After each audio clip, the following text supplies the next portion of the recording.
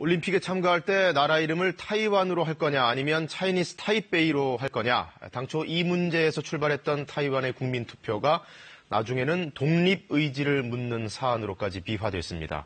결론은 부결이었죠.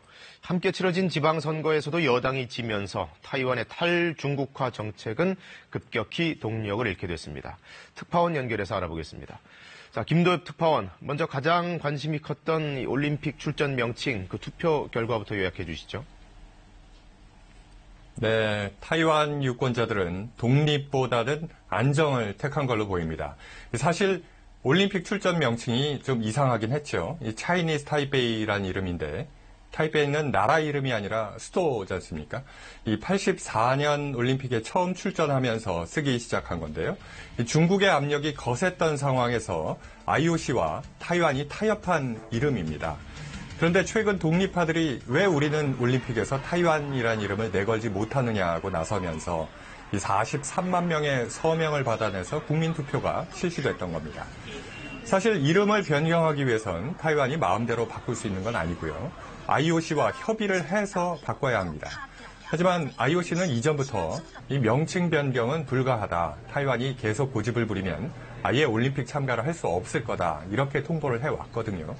따라서 이번에 설령 국민투표가 통과가 됐어도 실제로 IOC와 협의가 이루어져서 명칭 변경이 될 가능성은 사실상 없었습니다. 그렇기 때문에 이번 국민투표는 실제로 이름을 바꾸는 실효성보다는 유권자들의 독립의지, 이것을 묻는 성격이 강했던 건데요. 결과는 부결이었습니다. 원래 유권자 50%가 찬성을 해야 했던 통과 기준이 이번 국민투표부터는 유권자 25% 찬성으로 문턱이 크게 낮아졌었는데요. 그럼에도 불구하고 찬성표가 24%에 그쳐서 부결됐습니다. 이 유권자들은 독립보다는 안정을, 그리고 이름이 어떻든 올림픽에 참가하는 쪽을 택했습니다. 이번 국민투표는 올림픽 문제뿐만 아니라 동성결혼이라든가 또 탈원전 정책 같은 여러 민감한 사안들이 많이 걸려 있었잖아요. 그 부분은 어떻게 됐나요? 네, 아시아 최초로 동성결혼이 허용될 거냐, 그 여부도 관심이었죠. 이 민법상 동성결혼 인정까지는 원하지 않는 것으로 결과가 나왔습니다. 역시 안정을 선택한 거라고 보이고요. 다만 민법상은 아니더라도 이 동성 커플의 공동생활은 보장하도록 하는 그런 안도 함께 통과가 됐기 때문에 아무튼 동성결혼에 대한 온정적인 입장임은 다시 한번 확인을 했습니다. 또 하나의 관심 있는 안건이었던 게 탈원전 정책을 없던 걸로 하고 다시 되돌리자는 안건이었는데요. 실제로 이번 국민투표를 통해서 2년 전 공포됐던 탈원전 정책을 폐지하기로 의견이 모였습니다. 현재 6개의 원전 가운데 4개의 사용이 중단이 된 상태인데요.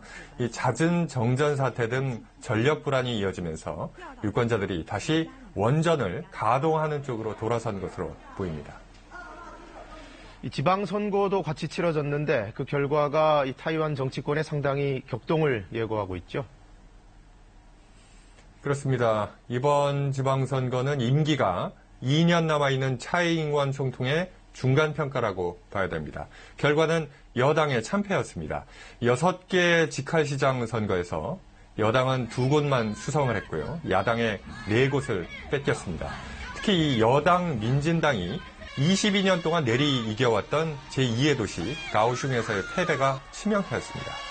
또 22개 현 시장 자리 중에선 3분의 2인 15개 자리도 야당에 내줬습니다. 이 참패라는 선거 윤곽이 나온 토요일 밤에 차이잉원 총통은 선거 패배의 책임을 지고서 당 주석직, 그러니까 이 당 대표직에서 물러난다고 밝혔습니다. 2년 뒤 선거에서 연임은 사실상 물 건너갔다고 봐야 할 거고요. 탈중국 정책 동력도 급격히 떨어지게 됐습니다. 이번 선거 결과에 대해서 현지 언론들은 이런 분석들을 내놓고 있습니다. 중국의 경제 봉쇄 등 악화일로를 걷는 양안 관계에 대해서 유권자가 피로감을 느끼고 있다.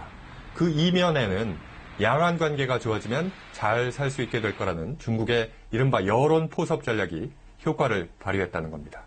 지금까지 상하이였습니다.